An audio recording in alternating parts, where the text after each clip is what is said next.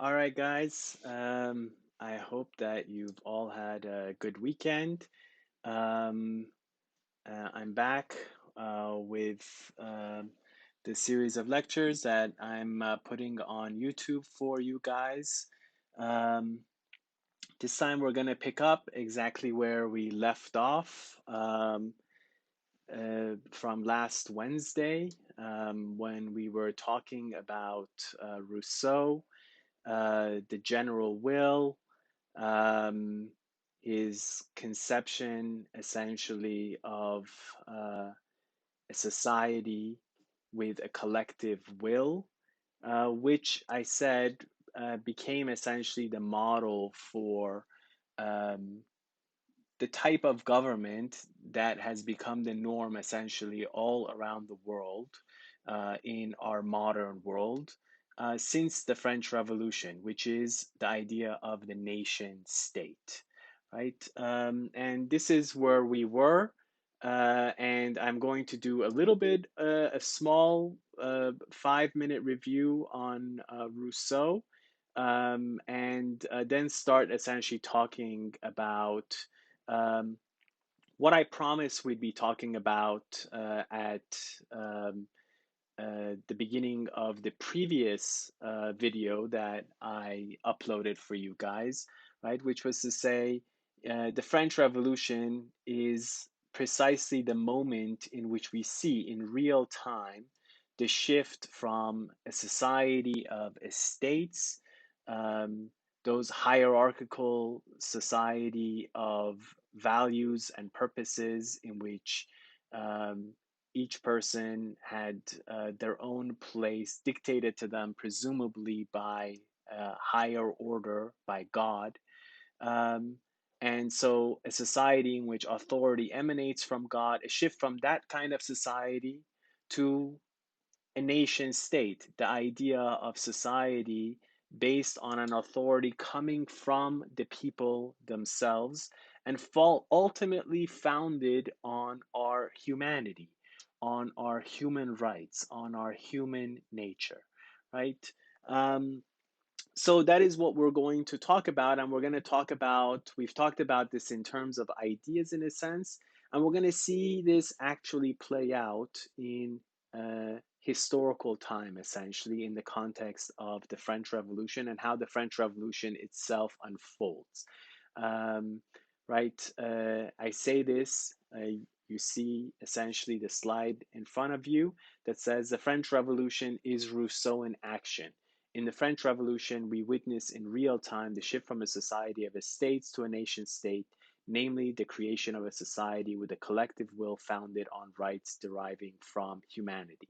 Now, before I proceed, please make sure that you already have in front of you and with you the series of writings that you were supposed to read essentially already for last Wednesday.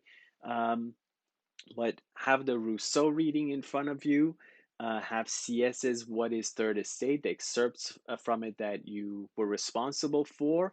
Um, uh, and then I think there are two other pieces, the Declaration of the Rights of Man and the Citizen, and Olympe de Gouges' The Rights of a Woman, right?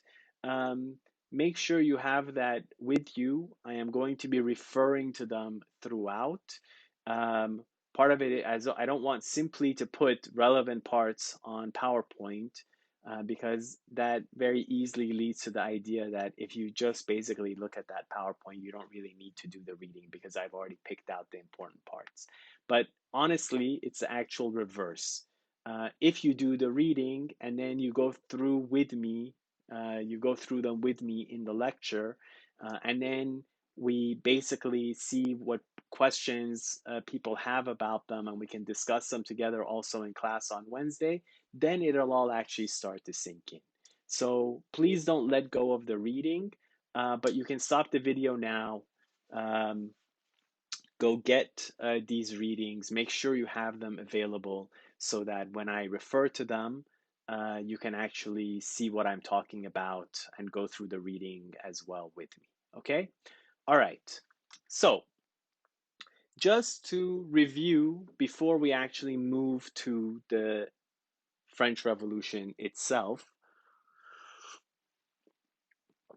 remember I said that as we read Rousseau, um, that this idea of the social contract already conceived of political authority, political legitimacy, essentially coming from the people, right, rather than coming from God or some higher authority, right?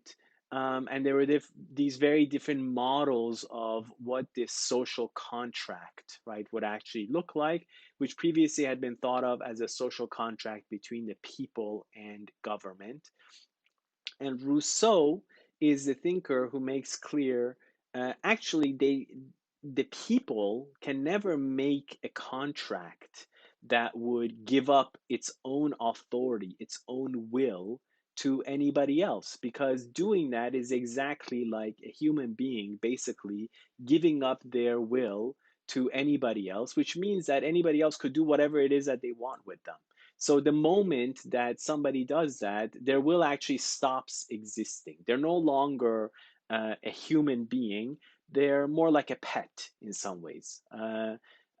We have laws as to what you can or cannot do with your pets, but if you thought if we were in a situation where until very recently such laws did not exist, you could do whatever it is you wanted with the animals essentially in your charge, right? And so for Rousseau, that's what happens if we think that we can actually alienate our will. To the extent that we do so, we actually give up our humanity, we give up our liberty, we give up our freedom. So the whole point of our freedom is that it cannot actually be alienated, right? And what does this then lead to? It leads to Rousseau's conception of the general will, right? Which is to say that actually what makes government and the restrictions that it puts on us in trying to make sure that everybody is protected, what makes that actually legitimate is the fact that we simply let go of our freedom and our liberty in a state of nature, which is comparable to that of animals, essentially, right? That they do what comes to them essentially instinctively. That we let go of that and we become part of a collective identity in which we think for everyone, we think in a universal way about everyone, including obviously ourselves and our own interests, and everybody does that for us, meaning everybody does this for each other. And Rousseau's argument is only to that extent, right, does the possibility of rights actually emerge, right? Before you actually possess something, a land, let's say, or but it's only when there is this mutual recognition on the part of everybody thinking together as one will that you come to have the right to think of that thing that you have as something you own, as something that is your property, right? Because now that is a right that belongs ultimately to everybody. So it's only because that right belongs to everybody and was thought of for everybody by everyone that you can actually have it in security as property, as some a right that you have. In the state of nature, for Rousseau, there is no property. He says there's only possession, right? I happen to have this right now. Somebody could take it away from me, and I would have no necessarily no recourse other than my strength essentially against that person. But the moment we create a social contract, not between people and a government, but between people themselves, the moment we start to think for everyone and we create through that a collective will and we think of the general will of what is the best for society as a whole, and we think universally in that way, the moment we create the possibility of law, right? Again, law here in the sense precisely of something that would apply universally to everybody in the same way, that's the moment where we have rights. And that's the moment for Rousseau that we actually create a new human kind of freedom that had not existed before. Remember, I connected that also with Kant and the idea of autonomy, the idea that we're actually human, um, because we have a certain kind of freedom, which is not based on just doing what it is that we want, but that we have the capacity to actually follow the law, to think in universal terms, right? And that's for Rousseau the sense of creating this collective identity, this collective subject, you could say, right? It's like a collective person that can actually think about what is best for it through each person thinking in a universal way for each other, right? And that's what ultimately becomes the idea of a nationality, of a nation state, of popular sovereignty.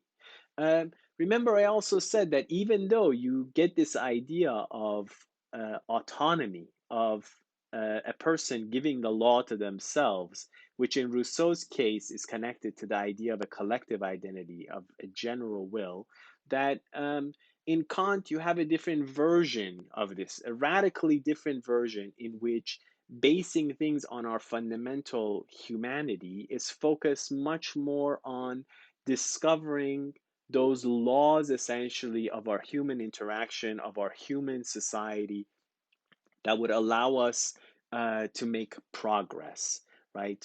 Um, in this case, for example, when we were talking about Adam Smith discovering the laws of the marketplace that would allow us essentially to become more and more productive. We're going to talk about that when we talk about Marx, right? But these two versions of creating a kind of universality, one based on the idea of creating a collective will, the other one, in terms of our growing knowledge about human beings and human society that allows us to become more productive and make progress.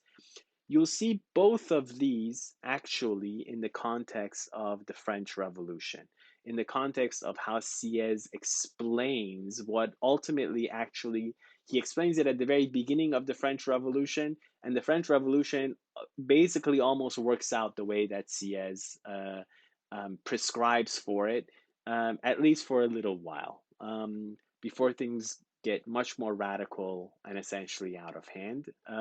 We'll talk about that in coming videos, right? But that's essentially the review, right? So with Rousseau and the creation of something that for the first time really could be described as a nation, right? A nation, a group of people essentially with a collective will, that rule themselves, that give the law to themselves, right? And this is what happens in the French Revolution as you move from a society of estates, right? Hierarchically ordered estates of society, each with its own specialization of labor, each with its own place, each with its own value in the hierarchy, um, with the vision of that hierarchy as explained by God's plan essentially for everybody in society. So, again, going from the society of estates to this idea of a collective will, the nation that has the right to rule itself based on our humanity, our human freedom, our human rights, right? This is the shift of the French Revolution. Now, let's talk about why did the French Revolution happen?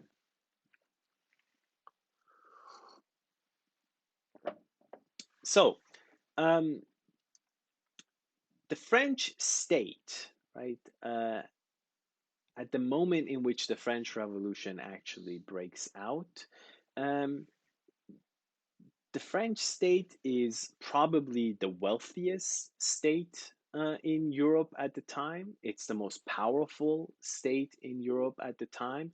It's the most populous state in Europe at the time. Something around 24 million people lived in the French kingdom in 1789. And France, the French kingdom, I should say, really was the wealthiest, probably. There's people disagree as to whether England, the British Kingdom, was wealthier or the French one, but probably it was the wealthiest, though not per capita, because at the time the British Kingdom only had around 10 million. So per capita, Britain certainly was more prosperous than the French Kingdom, but um, France and everything French at the time was essentially thought of as the pinnacle of civilization. France was the model for everybody in the world. This is why this was such a cataclysmic transformation. The idea that in the most advanced, wealthiest, most powerful state, essentially in Europe at the time, um, that you get this radical revolution and rethinking essentially of society.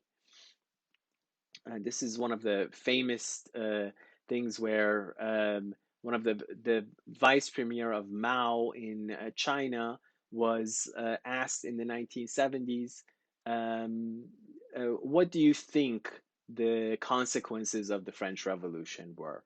And he said, "It's too early to tell." Right, more than 2 centuries, almost 2 centuries after the event, because it was such, this is essentially a complete rethinking essentially of legitimacy and of society, the French Revolution.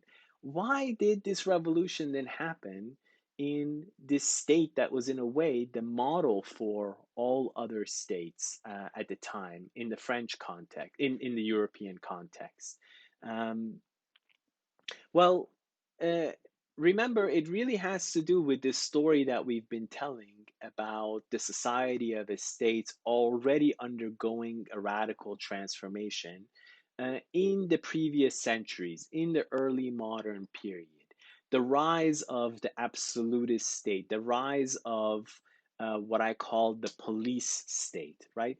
The idea of the state increasingly actually taking away power from all of those corporate groups in society, the church, the aristocracy, the third estate, right? Increasingly actually leaving people as individuals exchanging with each other in society, in what it comes to become essentially the market, right?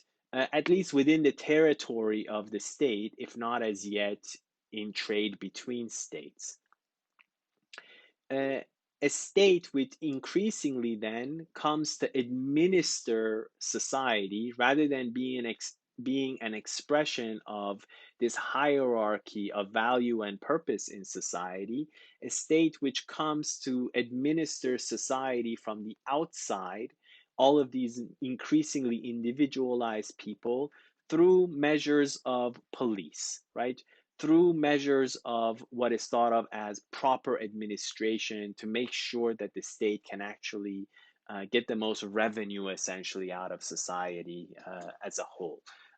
This is why all the so many of the members of the third estate, those artisans and craftspeople and all the people in the guilds and in the professions that had been able to run their own affairs within the towns, right? The state essentially moves them out of those contexts, increasingly makes them operate over the whole territory of the state itself, and tries to create large enterprises, give them the capacity, the monopoly to be able to create favorable balance of trade with businesses elsewhere in the world to try to increase revenue essentially as much as possible. And why? Um, because the state was so focused in this period of time in a Machiavellian way. Now, not on uh, trying to supposedly, for example, serve God or expand the realm of God, but now simply really focused on expanding the state and the power of the state, right? So all of this revenue coming in, for example, from these large enterprises that are created given monopolies and then which give, for example, loans to the state that it tries to repay through taxation, all of this go into a series of very, very large wars between these absolutist states around Europe, between these increasingly centralized bureaucratic states in Europe in the 18th century, which especially pit in the 18th century coalitions driven by the French on the one side and the British Kingdom on the other. And these are very, very expensive wars because now um, who's fighting for the state? It's no longer an aristocratic retinue, each of whom brings their own soldiers essentially with them and then fights for their higher lord.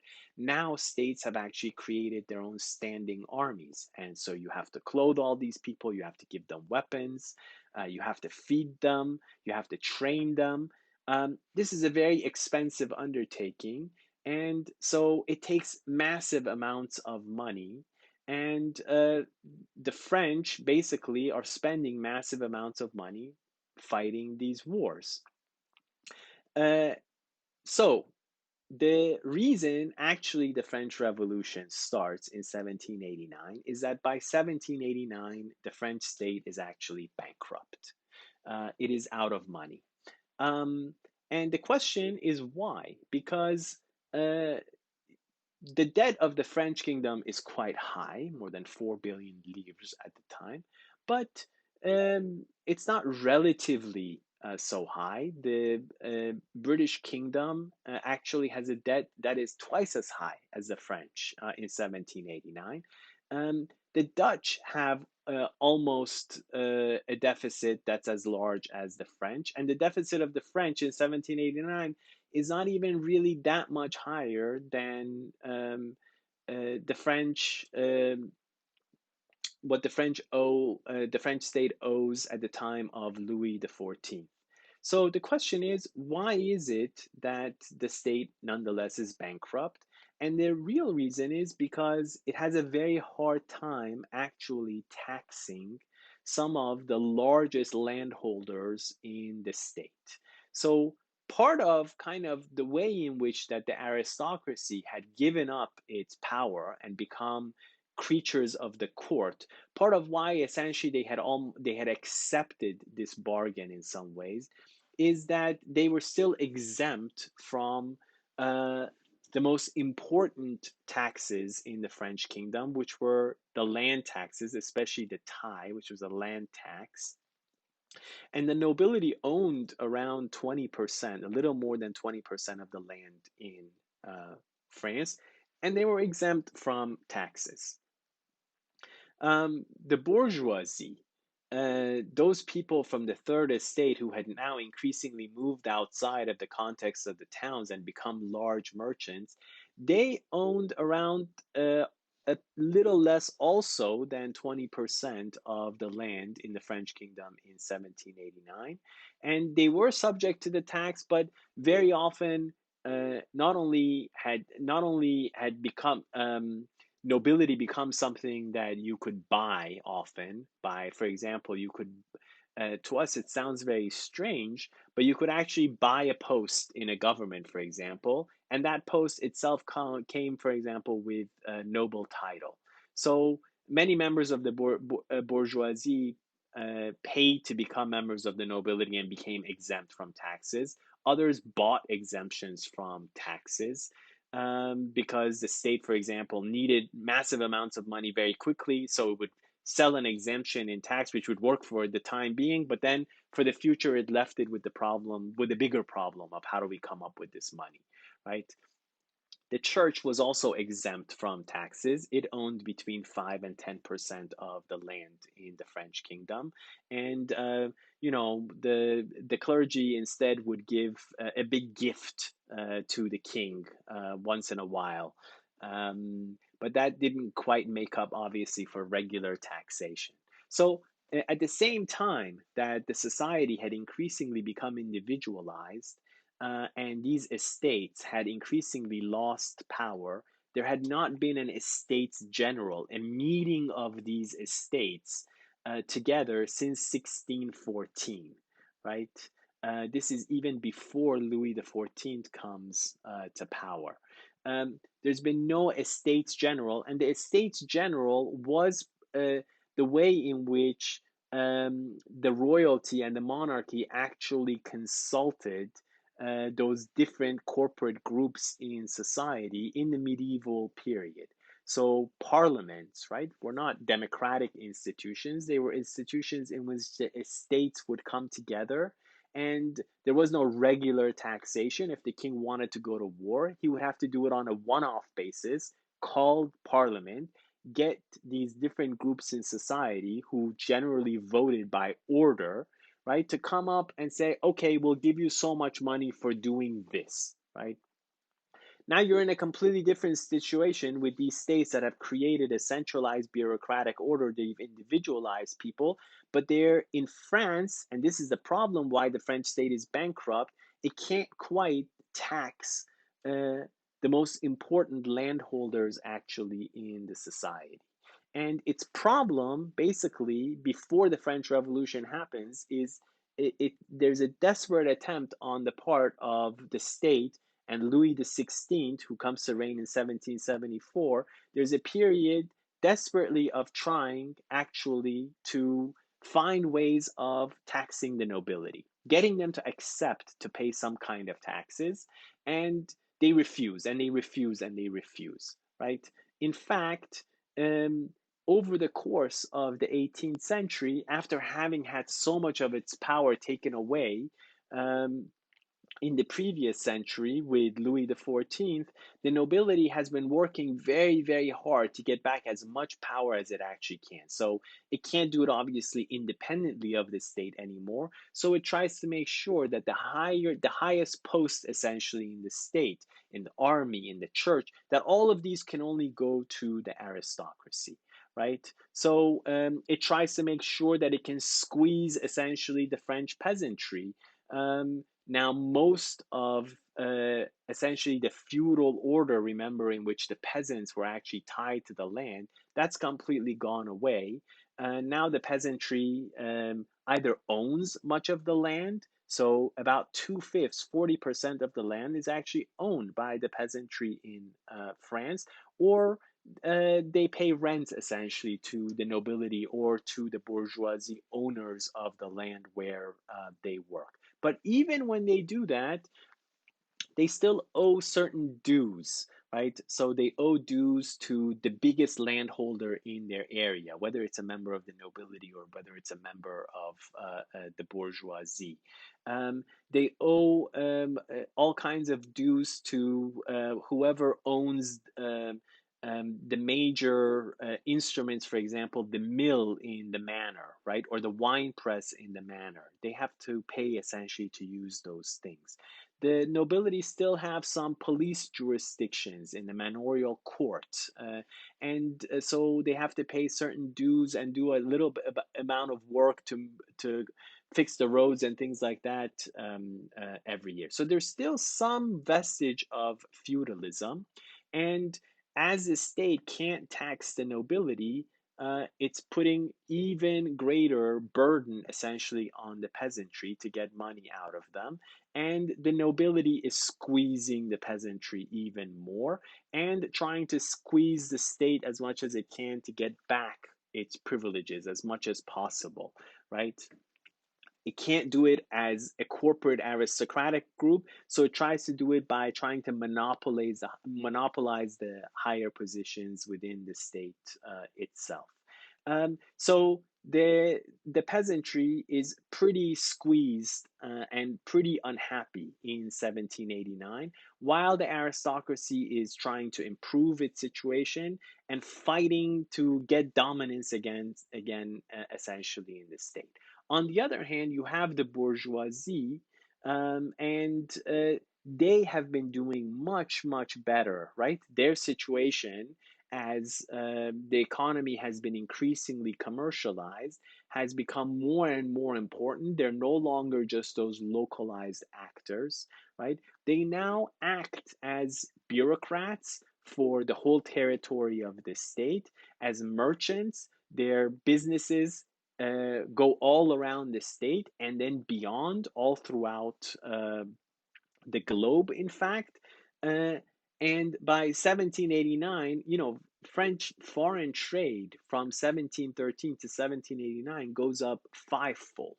So the bourgeoisie that increasingly is seeing itself not as the third estate, but as the productive members of the nation, right? That is increasingly associating itself with the welfare of the state and of the people as a whole, right? Not thinking about itself in terms of its privileges, but in Rousseauian terms about the welfare of the whole, the welfare of the nation, they are also vying for supremacy. So you have two groups of elites, the nobility and the bourgeoisie, who are fighting for supremacy, a state that has a very hard time actually taxing them, which is why it's bankrupt.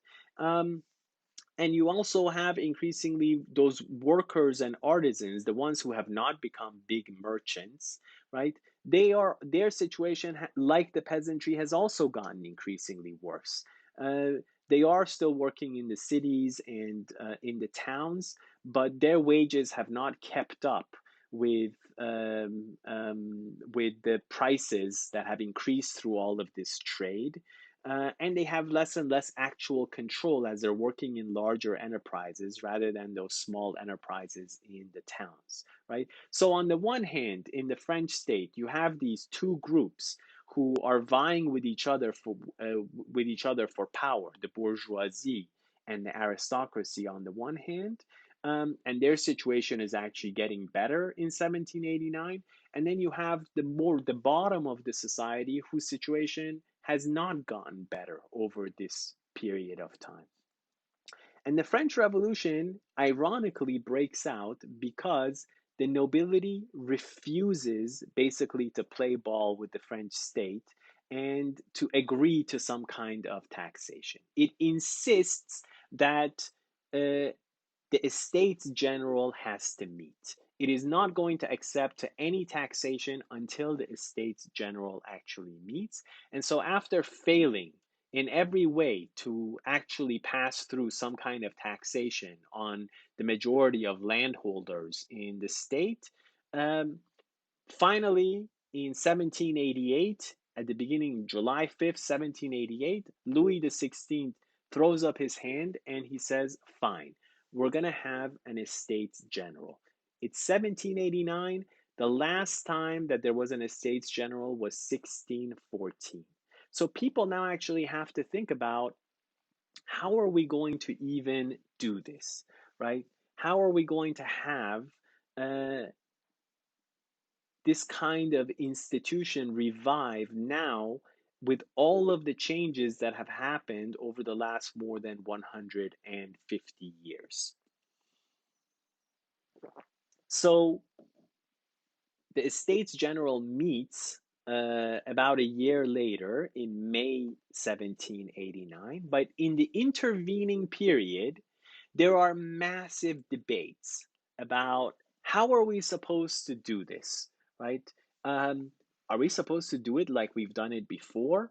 The church, the aristocracy, the third estate, each of them choose their own representatives, and then they come together as orders, and then they um, vote as orders and decide actually how to run things in the state now that the state cannot manage essentially to administer the society simply through police measures and without the actual consent essentially of members of society.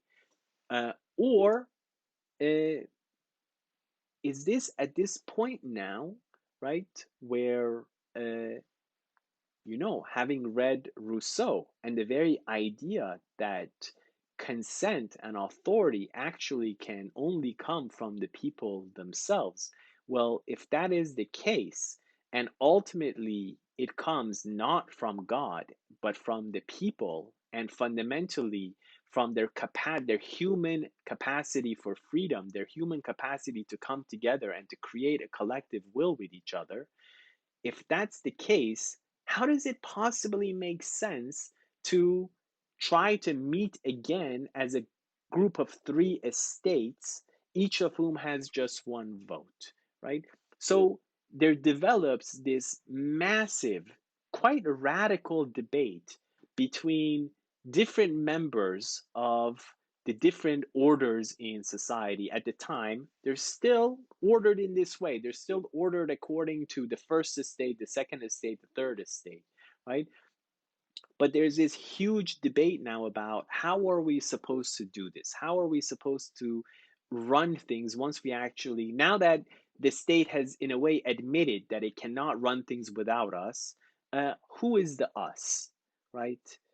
Is the us made up of three estates, each of whom have their own place and their own purpose, and that's how society is supposed to continue to work? Or now a completely different idea, the possibility of the creation of a collective will, of a nation, uh, all authority coming essentially from that national general will.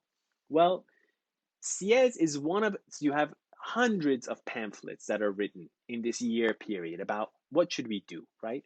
And Sieyès, what is the third estate, is basically one of those. This pamphlet is published in January of 1789, and the title, in a way, says it all. What is the third estate, right? Uh, and he says right from the beginning, what is the third estate? The third estate is everything. Look, this is an early lithograph from the French Revolution, and it says the first estate awakens. You see, the third estate is getting up, getting rid of its shackles, and going to pick up arms, essentially, right? Which is literally ultimately what happens in the French Revolution, right? And you have to read Sieyès to see why the French Revolution happens the way that it does. Um, how he talks about what is happening at the moment and what should happen is literally how the revolution actually unfolds. And we're going to go through his thinking basically together. And once we've done that, then I'll stop this video and then I'll take up another video to talk about then uh, the unfolding of events according to what Sieyès believes should be done, actually, right? So he's talking in a moment in 1789 where the question is, how should we do things when the Estates General meets? And the story that he tells about what actually should happen is actually what does happen in the French Revolution. So we'll first talk about him, and then I'll stop this video and we'll do a second video talking about essentially after the revolution in fact breaks out. Okay. So why, according to Sieyès, is the third estate everything, right? Uh, it's very, very interesting when you pick up, and the first chapter, which is explaining why the third estate is everything, starts out by saying very clearly the third estate is a complete nation, right? Think about, this is the radical transformation in vocabulary.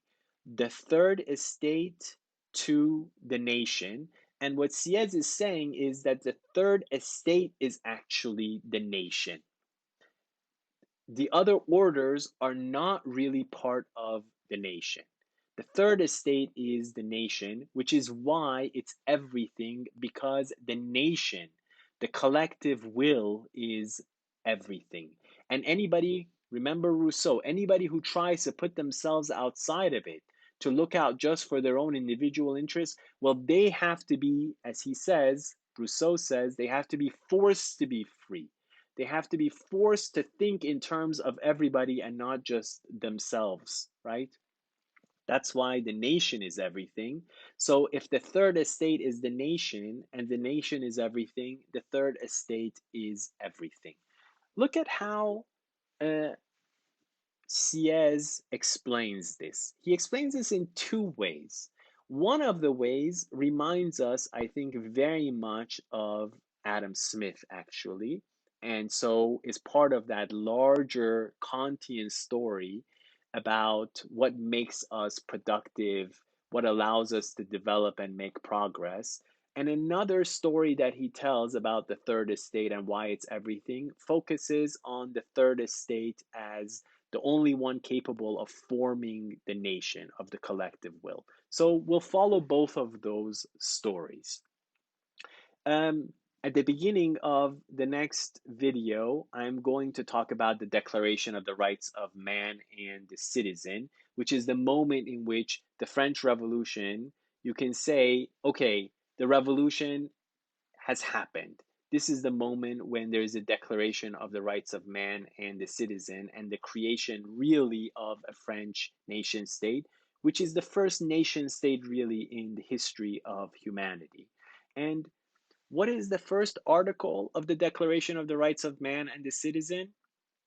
It says, men are born and remain free and equal in rights. Social distinctions may be founded only upon the general good. In other translations, it's social distinctions may be founded only on social utility.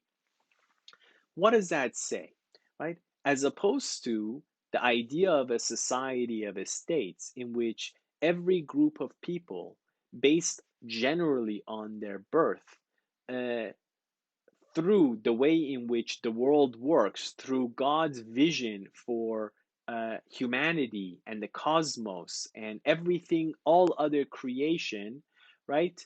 Uh, the idea is that those social distinctions that exist in society, in a society of estates, are essentially predetermined.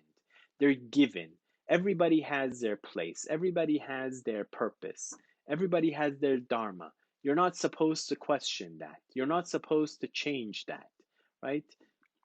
Here, look at how this is the radically uh, opposed perspective to that, which says all human beings are born free and equal. We're all fundamentally equal and the same. If we make distinctions between each other in society, that can only be because of social utility. That can only be because it's good for everybody, which is a vision essentially of the idea of meritocracy. If there are people who have done more and who deserve essentially to have a higher position in society as opposed to a lower one, because they're having a higher position means that everybody benefits because they're hardworking, because they're talented, right? Because they have merit of some kind. We can only make distinctions in society because it's good for everybody, right? And Adam Smith had one way of describing what making those decisions would look like, right? It would happen through our exchanges in the marketplace, and the market would decide um, who deserves to be in a higher place, who deserves to essentially make more money versus somebody else, right? So uh, we're all free and equal. If we make divisions between ourselves and society, it's only that can only be based on our relative productivity and what we're giving actually to society at large. Now, go to what is the third estate, and this is on page 155. And you see, Sieyès says, why is the third estate everything? Well, because the third estate is the only productive actor actually in the society. They're the only ones who actually work. And what do? Everything that is needed, that the society actually needs to thrive and to prosper and to grow and make progress, that is what the third estate does. So, um, number one, the third estate works the land, right? Two, the third estate does everything that has to do with industry, that takes whatever natural products and finishes them into something that has higher value. Number three, the third estate are all the merchants who take all of those goods and essentially allow for them to circulate in society. Number four, the third estate are the ones who provide, besides all of these basic goods and other goods demanded in society, they're the ones who provide all of the basic services in society. Like, for example, I, as a professor, a teacher, right, or a lawyer or a doctor. All of these people are members of the third estate. And so everything productive, everything that is either a profession or has to do actually with the production and distribution of goods, that is what the third estate does, right? And so, since the third estate are the only ones who actually do something and give something to society and are productive, the third estate is the complete nation. What do the nobility do? What do the higher members of the church do? Well, Sieyès says, well, actually, it seems like all they do is that they claim a monopoly on having the top positions in government, right? And as he describes this on the next page, on 156, and look at the charged language that he uses. This is the second paragraph. Uh, he says that they're essentially trying to exclude other people who deserve to have those positions, who've proven themselves productive. And he says, if this exclusion is a social crime, a veritable act of war against the third estate, can it be said at least to be useful to the commonwealth? He's saying it's clearly a war against the third estate, against the bourgeoisie, for not allowing them, through their own merit, to also participate in these higher orders, essentially, of the government and of running society. But he's saying, all right, it's very bad for the third estate, but can we say that they're doing something good for the society? And he says, he continues, do we not understand the consequences of monopoly? While discouraging those it excludes, does it not destroy the skill of those it favors? Are we unaware that any work from which free competition is excluded will be performed less well and more expensively? Look essentially of the thinking essentially of Adam Smith and what happens when we create monopoly and don't allow actually to the market to function. It means that we lose essentially meritocracy, we lose productivity. And so again, this exclusion and this monopoly that the other orders have created in trying to run the society goes against meritocracy, goes against productivity, and again makes them in a sense enemies of the nation. This is uh, one way in which Sieyès talks about the third estate as being everything, focused on their productivity, right? As a people who actually work and the only ones who, through their merit, are capable of actually doing something for the society itself. Which, like I said, is very much connected, you could say, to the language of Adam Smith and of Kant. Um, but a very, very large part of what is the third estate comes almost directly out of Rousseau's work and the idea of the nation as a collective will, with a general will, right? And you see that language when Rousseau talks about the privileged nobility and the fact that they claim privileges, the nobility as being foreigners, right? He says this on page 157. Um, and he's talking about the fact that the nobility are claiming privileges. And at the top, he says, such a class surely is foreign to the nation because of its idleness, right? Because they don't want to give anything to society actually at large. It's illegal for them to work, right? This idleness makes them foreigners. Then he goes further. This is uh, a couple of paragraphs down, and it starts, as for its political rights. It says, as for its political rights, it also exercises these separately from the nation. It has its own representatives who are charged with no mandate from the people. its deputies sit separately, and even if they sat at the same in the same chambers as the deputies of ordinary citizens, they would still constitute a different and separate representation. They are foreign to the nation, first because of their origin, since they do not owe their powers to the people, and secondly because of their aim, since this consists in defending not the general interest but the private one, right? Why are the nobility foreigners? Because they claim privileges, right? They actually don't try to think for everybody. They're thinking for themselves. They're saying that they have a private will which is separate from the general will, from the national will. And that only means fundamentally, really, that they're foreigners. And right down in at the beginning of chapter 2, when he explains what has the third estate been until now, he makes this very clear. He says, you know they're foreigners because why do they claim to have all of these privileges? Well, they say it's the right of conquest. We conquered you at some point, and so now we have essentially all of these rights over you. And this then goes directly to Rousseau. Remember when he talks about, can force create any kind of right? Can there be a right of conquest? And Sieyès says, this is such nonsense. If you conquered us because you actually had power over us at some point, very well. Now we're strong enough and we're going to take our freedom back, right? So the fact that you claim to be privileged and that you don't make yourself part of everybody else, you claim privileges separate from the nation, just shows that you're not actually part of the nation. You're enemies of the nation, right? Uh, he uses the word enemy.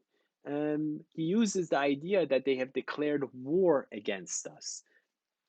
And you see this on page 157 again. Uh, this is the last sentence in the first paragraph. This is the beginning of chapter 2. And he says, freedom does not derive from privileges. It derives from the right of citizens, and these rights belong to all of us, right? Think about, this is the radical shift in the idea of rights that we've already seen in Rousseau. Until now, rights were always privileges. If you had a right, that meant that you could do something that nobody else could do, right? The aristocracy had this. Not only did they have a monopoly on arms, so they had the right to bear arms at times in which others were not. They had all kinds of other rights. They had the right to, I think I said this at one point, they had the right to have their head chopped off with a sword rather than with an axe, right? Um, it, in the third estate itself, in the towns, in at the time when everything was organized and produced by guilds, if you had the right to make shoes, that meant that was a privilege that you had. It was like your property. Uh, Nobody else could do that unless they had that same privilege, which you would agree with, which would be agreed upon by essentially the members of the guild themselves. So until this point, all rights were actually privileges, and the commoners, right? This is why people who did not have privileges were referred to as commoners before the French Revolution. Commoners were called commoners because they did not have special privileges, right? So they didn't have any special rights. That's why they were common people. To have a right meant that you were distinguished from everybody else because you could do something that nobody else could do. Now, with this idea of rights as being the basis of the nation ruling itself, right, and coming from the national will, now it's the exact opposite. Rights are what we all have together in common, right? It's what we create through our human freedom, right? That allows us to think for everybody and to, in that way, create laws and create rights that are for everybody and to the benefit of everybody. Okay? So, this is the radical shift that you already see when Sieyès says, you know what, the third estate are everything, and the nobility and anybody who claims to be privileged is actually, in a way, less than nothing because they are foreigners. They're actually enemies, essentially, of the people.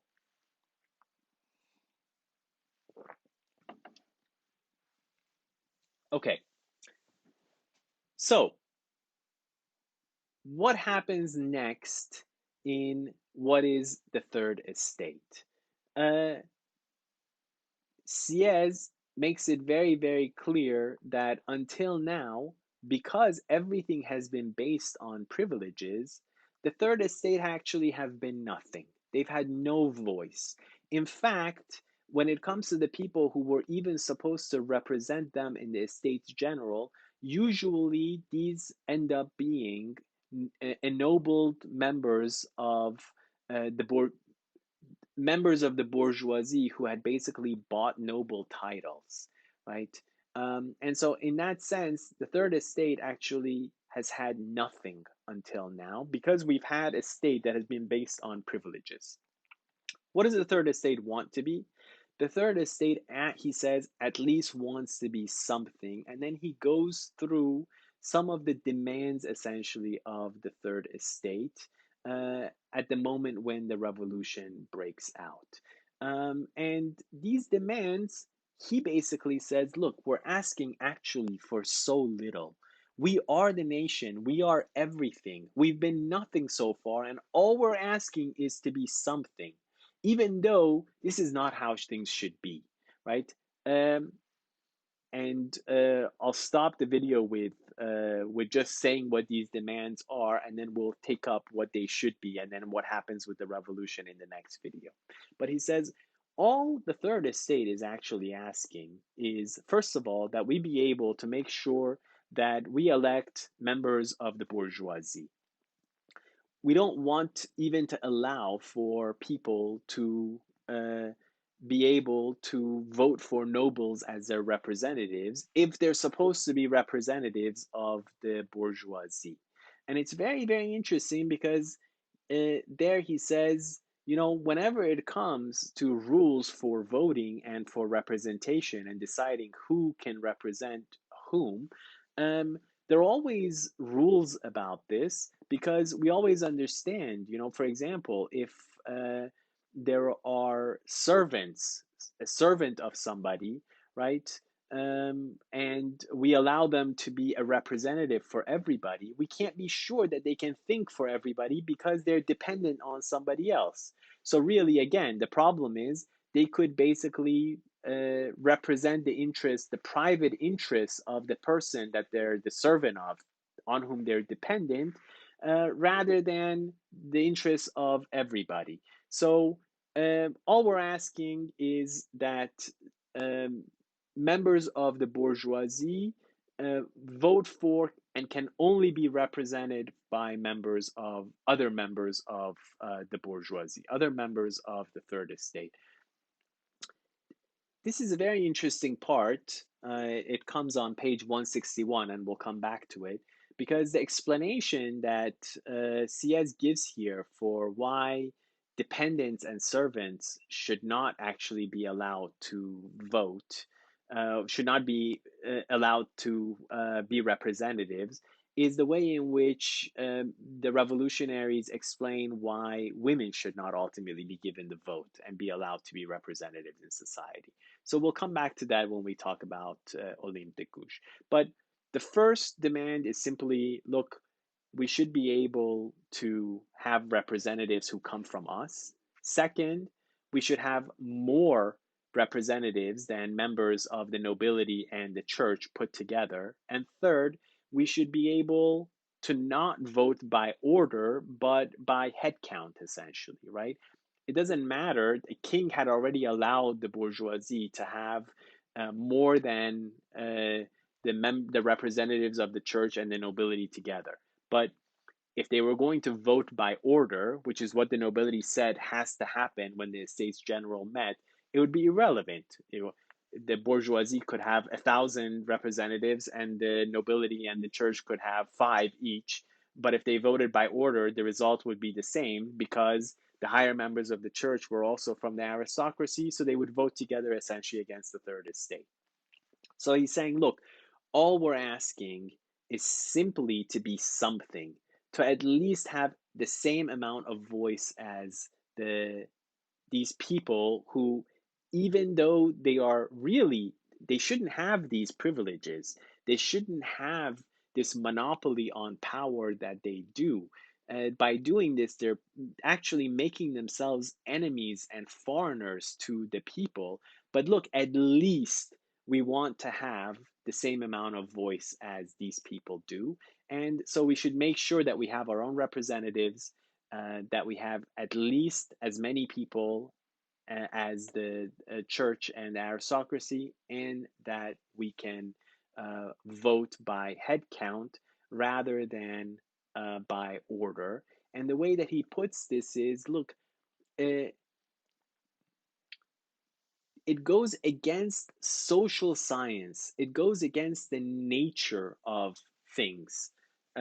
He says this on page 166, right? Uh, he says we have to consider this from the principles of the science of social order. And in an earlier version of the pamphlet, he'd actually called it social science, which is the first time that this concept is used. This comes in Sieyès' pamphlet, Social Science, right? Uh, he says it goes against the principles of social science to let a majority, right, have their affairs essentially run by a minority of people.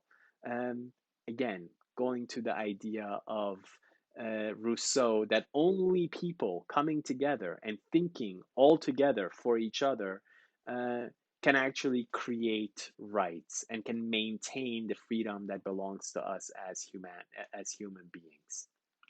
Okay, I'm going to stop this video now, and then we're going to continue by talking about the aftermath of the French Revolution.